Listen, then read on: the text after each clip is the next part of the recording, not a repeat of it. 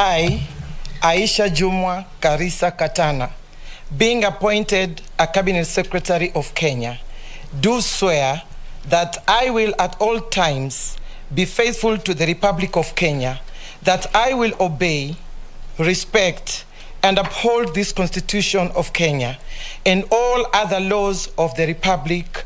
that I will well and truly serve the people and the Republic of Kenya in the office of Cabinet Secretary, that I undertake to hold my office as Cabinet Secretary with honor and dignity, that I will be a true and faithful counselor to the President for the good management of the public affairs of the Republic of Kenya, that I will not divulge directly or indirectly such matters as shall come to my knowledge in the discharge of my duties and committed to my secrets, except as may be required for the due discharge of my duties as Cabinet Secretary.